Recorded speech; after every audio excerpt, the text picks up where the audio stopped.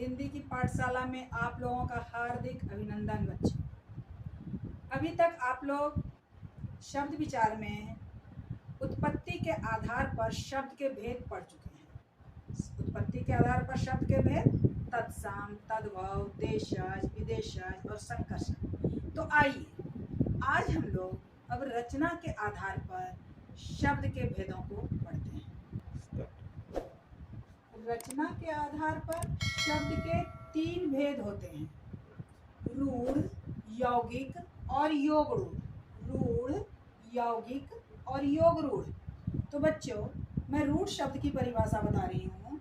जिन शब्दों का अर्थ परंपरागत रूप से रूढ़ अथवा मान्य हो वे रूढ़ शब्द कहलाते हैं। इनके खंडों का कोई अर्थ नहीं होता है। उदाहरण के लिए घर, कमल, दिन, रात आदि। यहाँ समझिए बच्चों, परंपरागत रूप से जो परंपरा से जिन शब्दों के अर्थ चले आ रहे हैं, घर कहते ही दिमाग में आ जाता है घर जहाँ लोग रहते हों, समझ गए।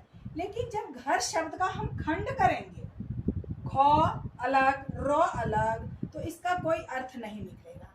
तो हमेशा इस चीज को याद रखना है कि रूढ़ शब्द परंपरा से चले आते हैं, लेकिन इनके खंडों का कोई अर्थ नहीं होता है।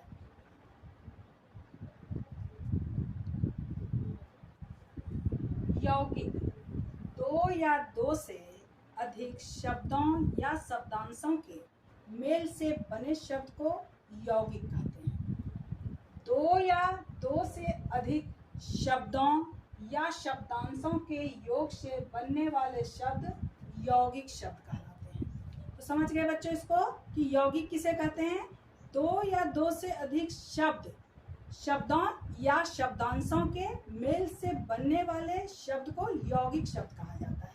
जैसे उदाहरण के लिए मैं बता रही हूँ, पाठशाला, पाठ जोड़ शाला, पाठशाला।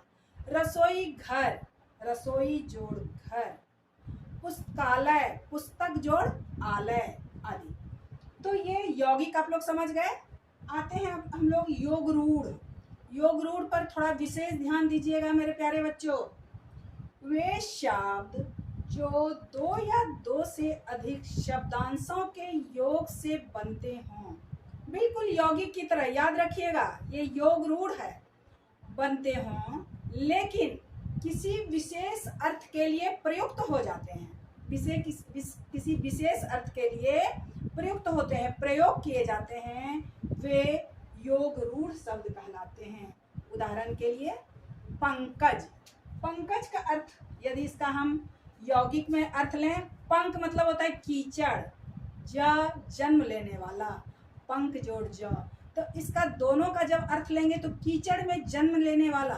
कीचड़ में बहुत सारे चीज जन्म लेते हैं, लेकिन यह किसके लिए रूढ़ हो गया है?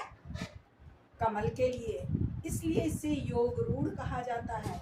यह यौगिक और रूढ़ से मिलकर के योग रूढ़ शब्द बनता है। किसके लिए, किस विशेष अर्थ के लिए प्रयुक्त हो गया? कमल के लिए। पंकज कहते ही हमारे दिमाग में कमल आता है। दशानन, 10 जोड़ आनन, दशानन, 10 यानी 10, आनन मुंह वाला, तो 10 मुंह वाला। तो ये किसके लिए प्रयुक्त हो गया है? रावण के लिए।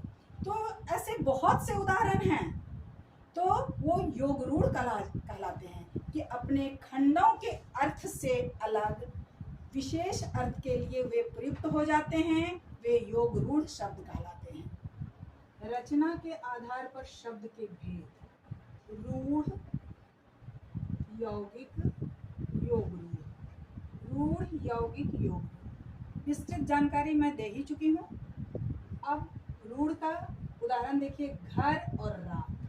यदि हम इसका खंड करेंगे तो कोई अर्थ नहीं निकलेगा, इसलिए यह रूढ़ है, परंपरा से ही मान्य है। यौगिक, इसमें 2 शब्द या शब्दांश आपस में मिलते हैं और इनके खंडों का अर्थ भी होता है।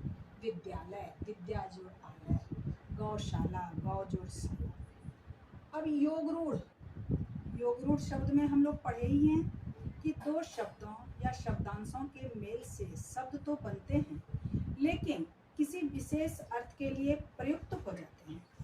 जैसे नीरद, नीर जोड़ द यानी जल देने वाला। बादल, ये किसके लिए प्रयुक्त होता है? बादल के लिए। जलज, जल जोड़ जौ, जल में जन्म लेने वाला, तो ये किसके लिए प्रयुक्त होता है?